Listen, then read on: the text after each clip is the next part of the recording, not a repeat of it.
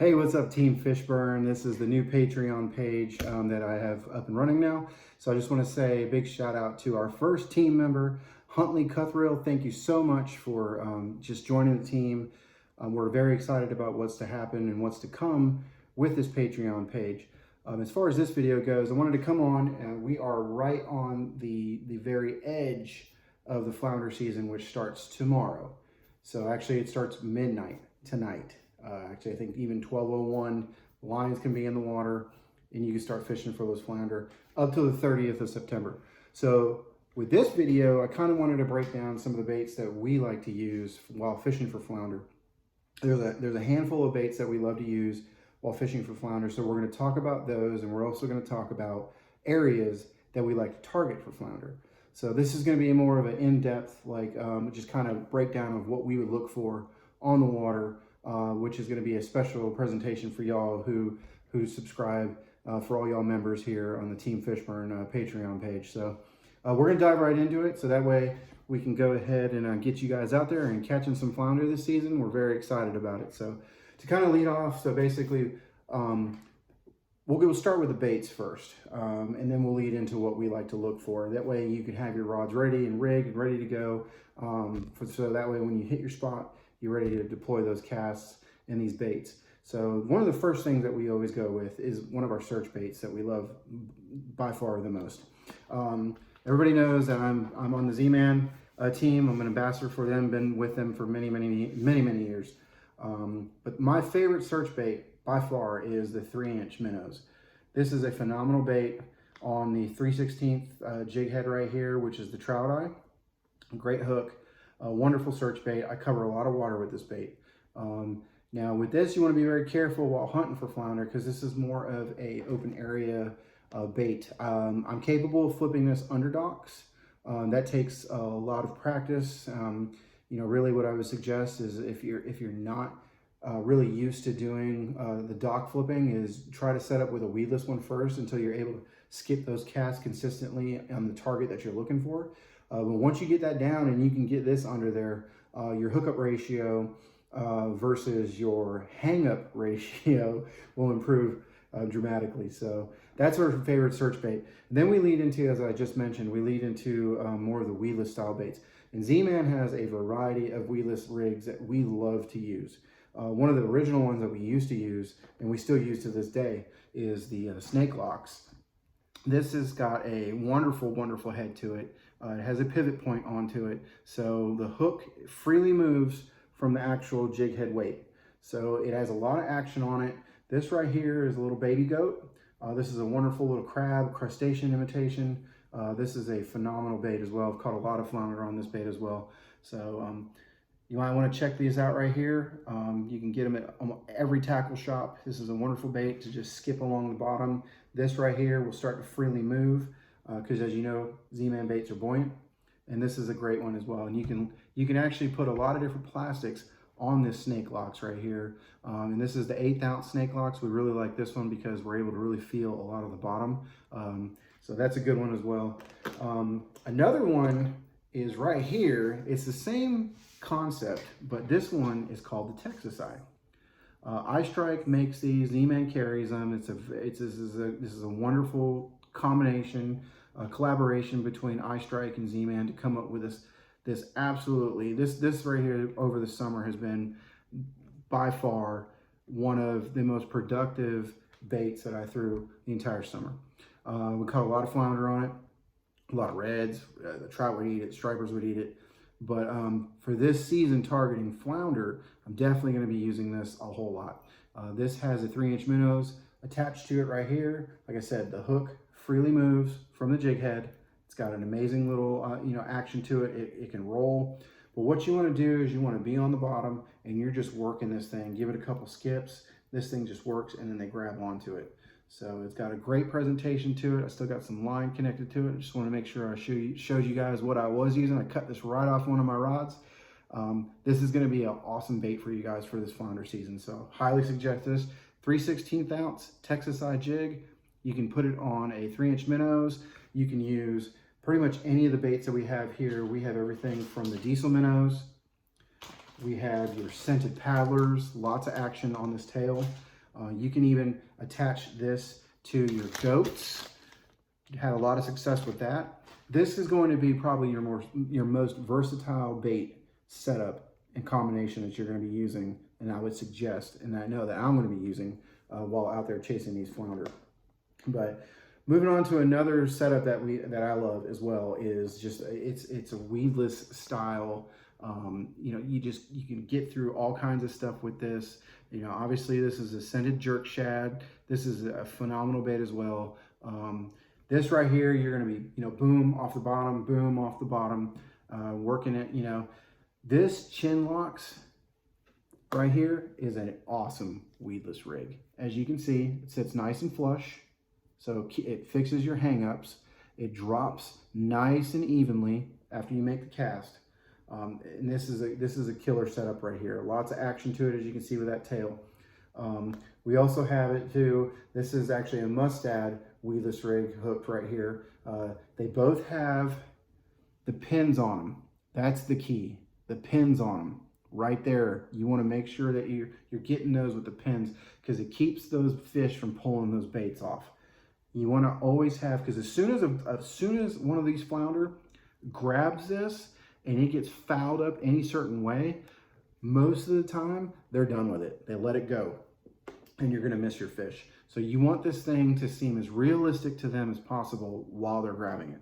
So that's another great setup right there.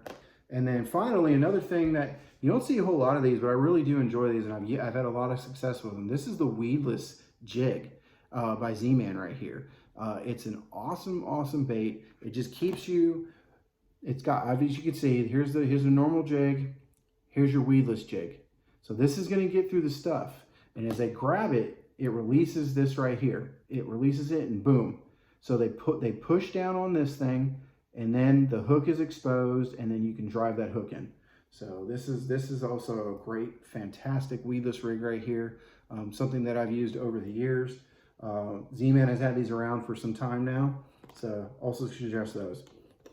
So guys, these are just some of the baits that I would throw, without a doubt. I'm going to have these set up for these next, you know, 30-day period of chasing these flounder, and we're going to deploy them in every way that we can to try to find these fish.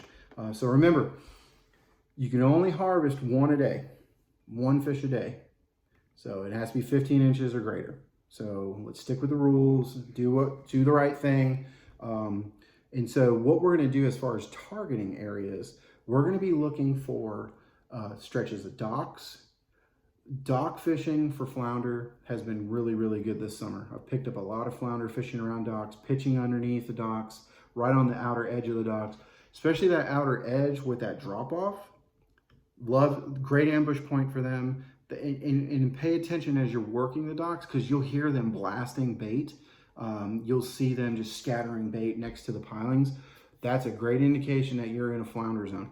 And most of the time, when you find one flounder, you're gonna find multiple flounder. Some of the other areas of the noose that we would suggest you fish are your stumpy points. Your stumpy points with some sand is going to be absolutely perfect. Tons of flounder on those in that kind of condition. So you have your point, you know, that comes out. You can have stumps on one side, and then you have your sandy area right here on that main point. You know, so in between that stumpy stuff and that sandy point, I have found they love to get set up right there, ambushing bait. You can even get into that heavy cover stuff, stumpy stuff, and throw in these weedless rigs and pick off a few there. But what you're going to do is you want to fan cast that whole area and just keep working it, keep working it. Little twitches on the bottom, little twitches. You want to make contact on the bottom as long as possible, but you want to give your fish your bait a little bit of action. Those fish are on the bottom, ready. They're looking up. They're ready to strike something that's coming near them. So you want as much contact on the bottom, some action coming up, and then as you're reeling it in, and then just, you know, you'll feel that boom, and you know they have it. Give them about a half second to let them really get it. Sometimes you can pin them fast, but most of the time they're grabbing it, and then they're going to go ahead and they're going to take that second little hit to it to get it down. So don't rush it if you feel that thump. Give that just a half second, maybe a full second, and then you can check and see even if there's a little weight on there, and then set the hook. So but you don't want to give them too long because they will notice, okay, this isn't real and I'm going to spit this out. So some of the other areas that you want to target, sand flats with along the marsh grass lines have been really, really good as well. You know, you want to find some of those areas that have those cuts. You'll see along a marsh line, you'll see the cuts that go in and out. Throw into those little cuts. The fish love to get set up in those and wait for the bait fish to swim by so they can ambush them. That's a great place to look as well. And then one of the other, probably one of the last areas, actually there's two more areas that you can do. You can fish around the big structure on the bridges. You're probably gonna have to get a little bit deeper. You can fish the shallow ends of it and just work around all the pilings, and then you're probably gonna find them as well. And then one of the other areas you're gonna wanna look for is if you're out, say in the marshy area at the mouth of the Neuse, you're gonna wanna be looking for those drop-offs that are along the marsh grass or maybe some of the islands that are out there. Find some oyster points, some oyster structure. All that stuff sets up for flounder. They love being around that stuff and ambushing bait. So guys, this is just some of the stuff that we would absolutely 100% go out looking for. So this is all stuff that we would utilize. So we want to make sure that you're out there utilizing it as well. So I'm just going to go ahead and tell you, I hope you guys have a wonderful flounder season. And for all y'all that are joining our Patreon page, this is the kind of stuff we're going to be bringing you. We're going to try to, bring you more detailed stuff to help you out on the water. We would love to answer any questions you have.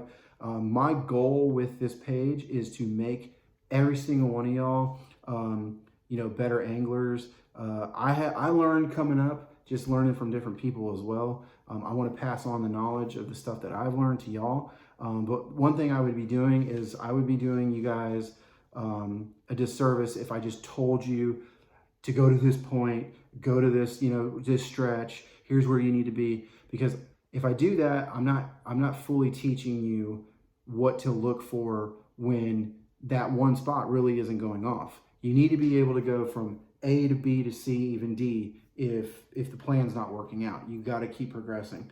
I'll leave you with this.